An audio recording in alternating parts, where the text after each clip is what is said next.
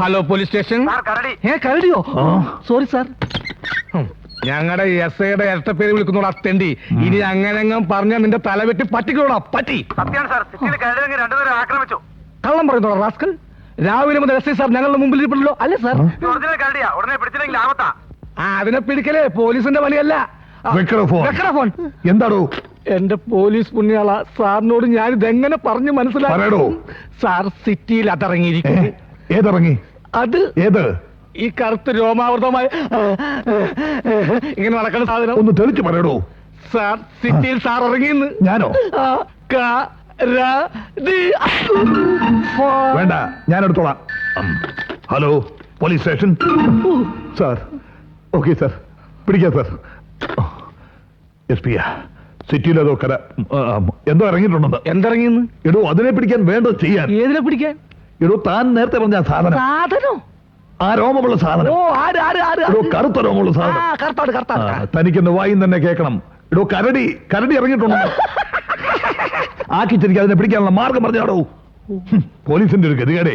കൊല നടന്നാലും മന്ത്രി വന്നാലും പുലി ഇറങ്ങിയാലും ആന ഇറങ്ങിയാലും ഇനി കരടി ഇറങ്ങിയാലും പോലീസിനാ പണി. ഈ പണി നമ്മളെ കൊണ്ട് പറ്റുമെന്ന് തോന്നുന്നില്ല സാർ. ഈ കരടി എന്ന് വെച്ചാൽ പല ടൈപ്പ് ഉണ്ട്. ചിലപ്പോൾ ആൾക്കരടി ആയിരിക്കും, ഏതാണ്ട് സാറിന്റെ ഒപ്പം വലിപ്പം വരും. അവൻ അപകടകാരിയാ. നമുക്കൊരു വേട്ടക്കാരനെ വരുത്തിയാലോ? ആരെ? ഒരു പാർട്ടി എനിക്കറിയാം. ഒന്ന് വേഗം പറഞ്ഞ് തുളയ്ക്കണോ. റാഗി പറക്കുന്ന ചെമ്പരത്തിനെ പോലും വെടിവെച്ച് വീഴ്ത്തുന്നവനാ. പഴയ പുലിവേട്ടക്കാരൻ വാറുണ്ണിയുടെ അനിയൻ കിട്ടുണ്ണി, ടാർസൻ കിട്ടുണ്ണി.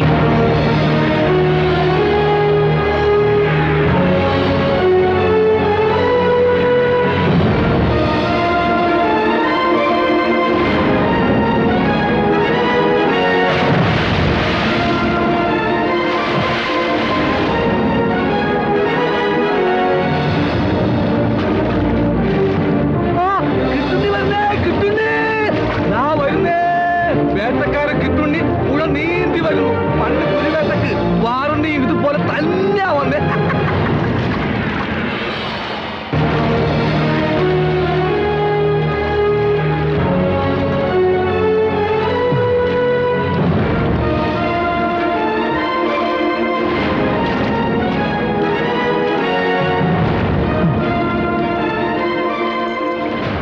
ഞാൻ ഉജ്ജ്വലൻ. കണ്ടിട്ട് ഉജ്ജ്വലമാണെന്ന് തോന്നുന്നില്ലല്ലോ. എന്തിനാ വെറുതെ പുഴനീന്തി കഷ്ടപ്പെട്ടത്? അപ്പുറത്ത് പുതിയ പാലം വന്നിട്ടുണ്ടല്ലോ. പാലം കുലുങ്ങിയാലും കേളം കുലുങ്ങില്ല. പാലം വരും പോകും, പക്ഷെ വേട്ടക്കാരന്റെ സ്റ്റൈല് മാറില്ല. പുഴ നീന്തിക്കടന്നേ ഞങ്ങൾ വരൂ. പാരമ്പര്യമായിട്ട് അതാണ് ഞങ്ങളുടെ സ്റ്റൈല്. എവിടെ എസ് ഐ? സർക്കിളിന് ഉണക്കമീൻ വാങ്ങാൻ പോയിരിക്കുക. സർക്കിളിന് എന്താ പച്ചമീൻ പറ്റില്ലേ? ഇല്ല, പക്ഷെ എനിക്ക് പറ്റണം. കിട്ടുണ്ണി സാറിന് വേണ്ട എല്ലാവിധ സൗകര്യങ്ങളും ഏർപ്പാടാക്കാൻ എന്നെ ഏൽപ്പിച്ചിരിക്കാം. അത് ശരി. ഒരു കാര്യം പ്രത്യേകം ഞാൻ പറയാം. എല്ലാ കാര്യങ്ങളിലും ഞാൻ കോംപ്രമൈസ് ചെയ്യും, പക്ഷേ ഭക്ഷണത്തിന്റെ കാര്യത്തിൽ മാത്രം യാതൊരു വിട്ടുവീഴ്ച എനിക്കില്ല. പേപ്പറും പേനയുണ്ടല്ലോ, എടുക്കൂ, കുറിക്കൂ. കുറിക്കൂ. രാവിലെ കാട്ടെരുമയുടെ പാല് 1 ലിറ്റർ എനിക്ക്. ഹോർലിക്സ് ബ്രൂസിലേക്ക്. അതാരി? പട്ടി. 10 മണിക്ക് എനിക്കൊരു കാടൻ പൂച്ച നിർത്തി ഫ്രൈ ചെയ്തത്. ബ്രൂസിലേക്ക് ബിസ്ക്കറ്റ് മിൽക്കാബി. ഉച്ചയ്ക്ക് എനിക്ക് കാട്ടുപോത്തിന്റെ ഇറച്ചി 1.5 കിലോ മസ്റ്റ്. ബ്രൂസിലേക്ക് മീൻകറിയും ചോറും മസ്റ്റ്.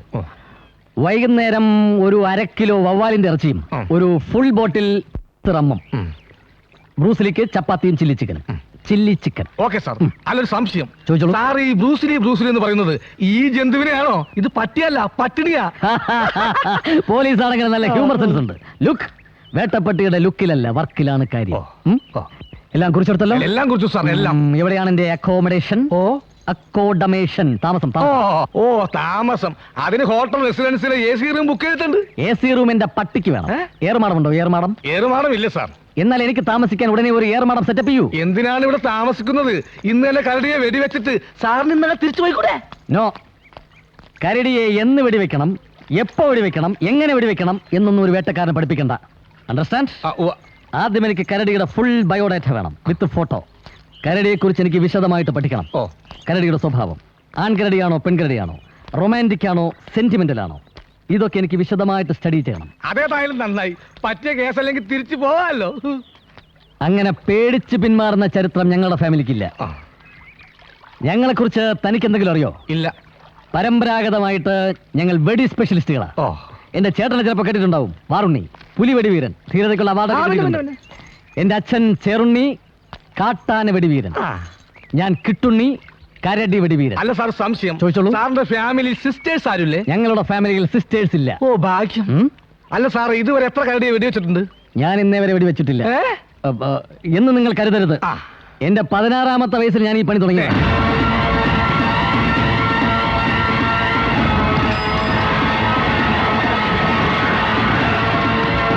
അയ്യോ കരടി ഓടിക്കോ.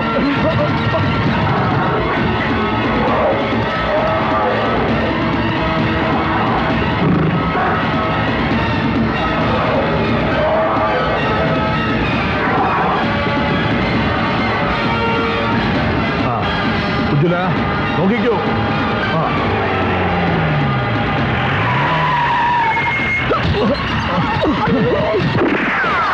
സ്ട്രീറ്റ് ലൈറ്റ് ഒന്നേ. അത് റിഹേഴ്സൽ ആയിരുന്നു. എവിടെ കരടി? ദാ പോന്നു. വെക്കടോ വെക്കടോ വെടി. ഓർഡർ ചെയ്യണ്ട സാർ.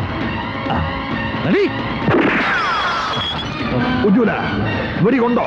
കൊണ്ട് പെപ്സിക്ക് കുപ്പി അടക്കം കാശ് കൊടുത്തേക്ക്. അത് റിഹേഴ്സൽ നമ്പർ 2. എത്ര രൂപയായി? 300. ദാ 100 പിടിച്ചോ. ഇത് മതി. കരടിക്ക് വെടി കൊണ്ടോ? കരടിക്കല്ല കാരണ കൊണ്ടത്. കാരണത്തില്ല ഒന്ന് ഇന്നെ ഇതുകൊണ്ട് തികയൊന്നും തോന്നുന്നില്ല. ഇത് തന്നെ അല്ലടോ ഈ കാരണ്ടി. എടോ ചില്ലിന് എത്ര രൂപയായി? 600. ഇതെന്താ ബെൻസോ? 300 മതി.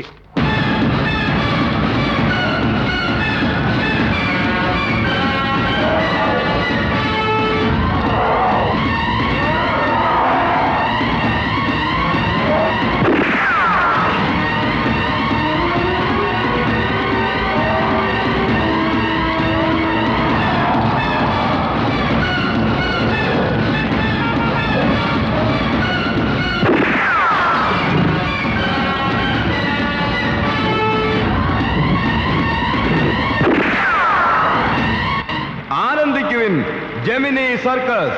200ഓളം പ്രഗത്ഭരായ സർക്കസ് താരങ്ങളെയും വന്യമൃഗങ്ങളെയും അണിനിരത്തിക്കൊണ്ട് കോട്ടമൈതാനിയിൽ പ്രദർശനം ആരംഭിക്കുന്നു. Gemini circus.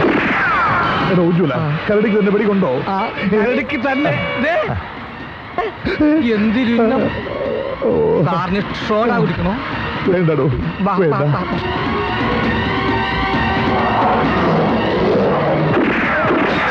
Room light 3, room light 3, ചട്ടി 50, ചട്ടി 50, കാറിന്റെ headlight 1, headlight 1, tyre 1 radial, tyre 1 radial. പിന്നെ എക്സെട്രാ എക്സെട്രാ. എന്താണോ എക്സെട്രാ? അതിലെന്തും വരാലോ. എടോ വെടി നിർത്താൽ പ്രഖ്യാപിക്കണോ? ഈ വെടിവെപ്പ് ഇങ്ങനെ തുടർന്നാൽ എന്റെ കടപ്പാട് നിൽക്കേണ്ടി വരും. വെടിയുടെ നഷ്ടപരിഹാരം കൊടുക്കുന്നത് ഇവിടെ നിന്നോ? ഇവിടെ തന്നെ ഇവിടെ തന്നെ ക്യൂ നിന്നോ. ഇവിടെ തന്നെ വാ.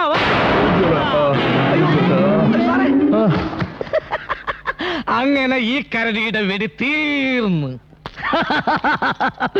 കരടി മുങ്ങി. എന്നെ കണ്ട് പേടിച്ച് കരടി മുങ്ങി. ഇന്ന് ഇത്രയും മതി, ബാക്കി നാളെ.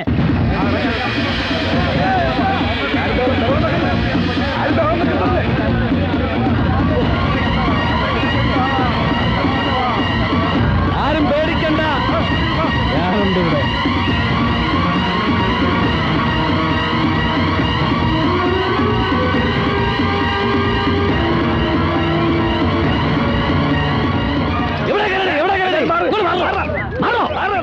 ആരും ബഹളം വെക്കരുത്. ബഹളം വെച്ച് കരടിയെ വയലുണ്ടാക്കണ്ട. അതെ, നേരെ വന്ന് ഇട്ടിക്കോട്ടെ. ഈ കരടിയെ ഞാൻ കൊടുക്കും. അതെ, പകല് പിടിക്കാൻ പറ്റാത്തതിന് രാത്രി അങ്ങനെ പിടിക്കും. വേട്ടക്കാർക്ക് രാത്രിയാ പകല്, പകലാണ് രാത്രി. ലോക ചരിത്രത്തിൽ ഒരു കരടിയെയും പകല് പിടികൂടിയിട്ടില്ല.